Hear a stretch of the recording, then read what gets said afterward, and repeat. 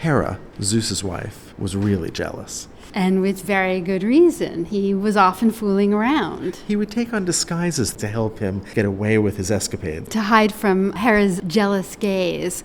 One time he took the form of a swan, another time of an eagle. And in this painting by Correggio, Io and Jupiter, he's not becoming something else so much as enveloping himself in a dark cloud, even though it's bright daylight. And here he is embracing the beautiful nymph Io, and you could just make out his face in that fog and his hand embracing her. It creates this wonderful sense of softness.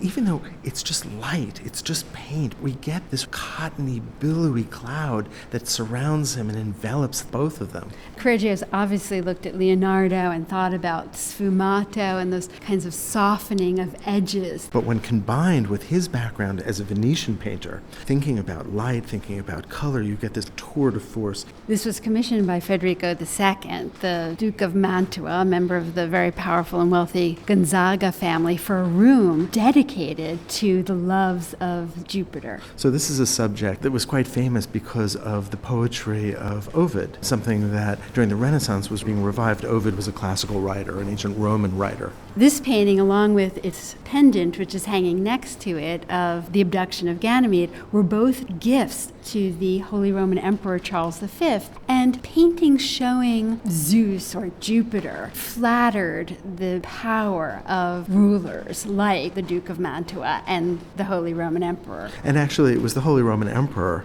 who made that Gonzaga a duke. Let's focus, though, on the painting of Jupiter and Io.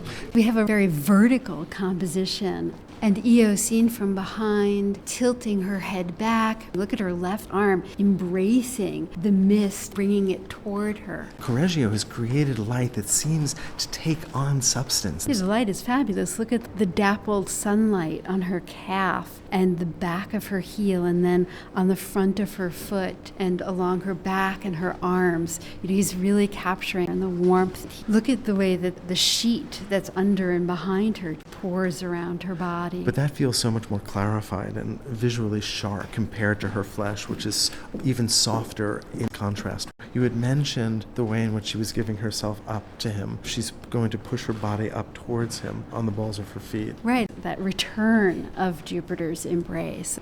So this is a painting that is over the top with its sensuality. It really is. She leans her head back, she opens her mouth, her right hand, her fingers open up also as though she's taking him in. Her body almost melts downward. You can feel the next moment.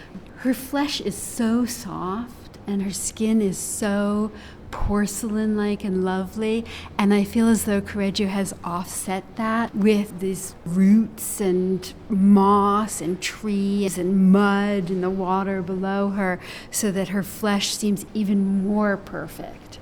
So as she's offset by the earthly, Zeus, or Jupiter, is offset by the brilliant sky above. And so you have this clarity and the notion of the heavens, as opposed to her earthly sphere as a nymph. And you can see how Correggio is going to be very important for later Baroque artists. The way that Io gives herself up to a kind of ecstatic experience foreshadows what we'll see with Bernini, for example, in St. Teresa in Ecstasy. So there is this willingness to completely embrace emotion as opposed to the more intellectual pursuits of the Renaissance.